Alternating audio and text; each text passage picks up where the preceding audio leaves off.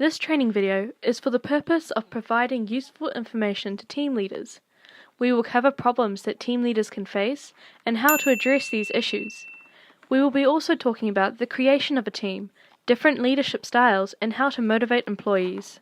Tuckman's 5-stage model is an excellent way to monitor the progression of the group's dynamic. The new leaders must have the characteristics of a team player who motivates and is willing to create new and long-lasting relationships. The leaders will have to work together with their teams during training, as it is important for the leaders to create good relationships with all members. In the forming stage, all groups should be assigned a task and put together in a room without the trainer.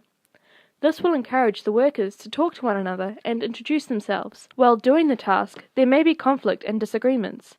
This is known as the storming stage. The key challenge that leaders face when managing groups and teams is miscommunication. Miscommunication can lead to decreased cooperation within teams as well as conflict. This is why communication is so important in teams. Communication can be increased by simply talking face to face, having team meetings, as well as opportunities to discuss any grievances. As a result, leaders will be capable of managing communication problems and communicate effectively. In the norming stage, it is important that all members are encouraged to speak out and share their opinions so everyone can hear and understand one another. With all the training and support, these teams will work well with one another, and consequently, productivity will increase and these relationships will become tighter. Lastly, once the leaders have completed their training program, all workers should acknowledge the efforts they have put in and also recognize what they have attained, such as team building skills, leadership skills, and people skills. Diversity is very important when it comes to teams. Team leaders should keep in mind that diversity can be mainly shown in personality and ability. In trait theory, there are 5 main traits that make up individuals' personality, which may be used by leaders to assign followers to jobs that fit with their personalities. However, personalities are changeable. Employees are from diverse cultural backgrounds, which means they are likely to have different values and styles in accordance with their cultural backgrounds. For example, collectivists tend to think group work is more significant, while individualists value personal achievement and freedom. Knowing these aspects help leaders get to know their followers' value systems and have some cues about working styles. Nevertheless, stereotypes based on cultural differences should be avoided. People don't behave consistently in different situations. Situationism states that a person's behavior is most influenced by situations, not by internal traits.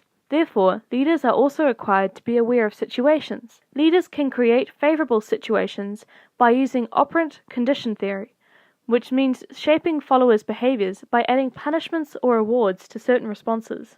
As for diversity and ability, leaders should determine whether followers are able and willing enough to do the tasks. For example, unable and unwilling followers may need clear and specific directions from leaders, whereas for able and willing followers, leaders do not need to instruct much as it may not be needed.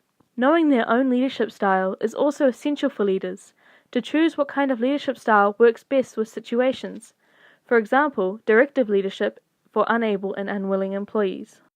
Call center employees work directly with customers, so services provided by the employees must be satisfactory. However, as call center employees work as frontline staff, they experience burnout or emotional exhaustion. The employees' emotions are often neglected, as a call center environment usually creates transactional leaders who focus on rewards and punishments. Therefore, transformational leadership is recommended, as they inspire followers to achieve remarkable results and create positive change, which affect followers' emotions. A transformational leader promotes social interactions, which encourage positive emotions that increases job satisfaction as burnout and emotional exhaustion decreases. The employee can also use their positive emotions to serve the customers, leading to a higher quality of customer service, which improves customer satisfaction. Transformational leaders also generate higher level of trust from their followers, which reduces stress and creates a higher level of performance. However, since the trust between leader and followers is so important in transformational leadership, selfishness and dishonesty would break apart the whole team, especially when cult-like behaviors are demanded by leaders for their self-interest. Therefore, promoting honesty and unselfish behavior is crucial in the training of transformational leaders. Programs such as role-playing can help determine if the leaders are showing transformational skills. and recommendations can be made to help the leaders obtain those skills. Motivation is very important when it comes to performance and enjoyment of the job, both individually and as a team. When employees are unmotivated, they are unlikely to do the best they can in their job, causing performance to suffer. Unmotivated employees are also less likely to be enjoying the job they are performing. This is not good for either the employee or the employer, especially in a call center where employees are representing companies. There are many methods to increasing motivation, one of which being goal setting. When you set goals, it gives people something to work towards, and achieving a goal gives a sense of satisfaction. Setting these goals requires a few rules. Number 1. Give training that covers everything the employee will be doing. Setting goals works very well if you know how to do the job. Training gives employees the knowledge of what they need to do, as well as the confidence to do well. Number 2. Set specific goals. When goals are specific, when there is something solid to work towards, motivation is increased. Giving a goal, such as sell 25 subscriptions today, will work better than saying, do well. There is a target to work towards. Number 3. Give goals that are difficult but not unattainable. You will be able to gauge the ability of team members in training, so set goals you know they will have to try for, but not so high that they give up. Number 4. Give feedback.